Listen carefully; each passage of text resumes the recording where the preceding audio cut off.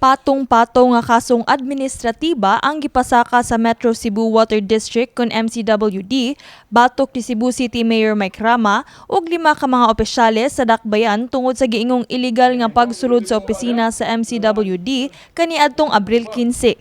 Grave misconduct, grave abuse of authority and oppression, conduct prejudicial to the best interest of the service, conduct unbecoming of a public official, violation sa Republic Act 3019 o ang Anti-Graft and Corrupt Practices Act o grave coercion ang mga kasong atubangon nila Mayor Mike Rama, City Administrator Attorney Queenie Joligon, City Budget Officer Attorney Jerome Castillo, Cebu City Legal Officer Attorney Vincent Carlo Jimena, CDRRMO Head Harold Alcontin ug Cebu City Transportation Office Head Raquel Arce.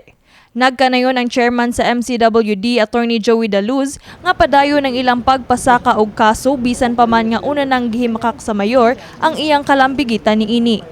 Ingon siya nga, go na. Unsa na may paabot ninyo? Gusto pa mong ako imo anha diha?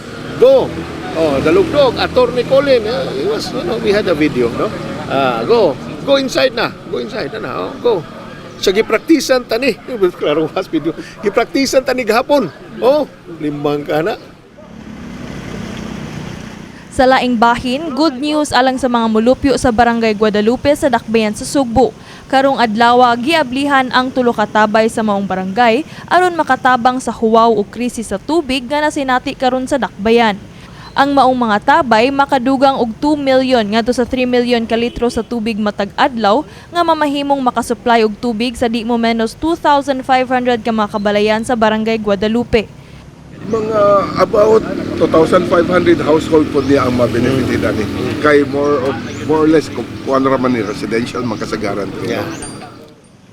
Saysay sa MCWD nga ang maong mga tabay 5 ka tuig nang dili operational tungod sa taas nga nitrate content sa tubig. Nagkanayon sabang MCWD nga lakip sa ilang mga plano karon ang pagtabang sa mga residente pinaagi sa pag-repair sa mga guba nga poso o tabay sa mga kabalayan. We would like katong mga puso ug mga wells nga adunay mga diferensya gamay, no? Just call the office. We will help in mahimong ma-operate ang mga puso, no? Aning mga atong mga igsuunan labi pa itong mga public nga puso. So if there are other wells nga among trabaho, we are willing ma-repair, then willing kayong MCWD to do this, ha? Kini si Queenie Joligon alang sa My TV, Cebu.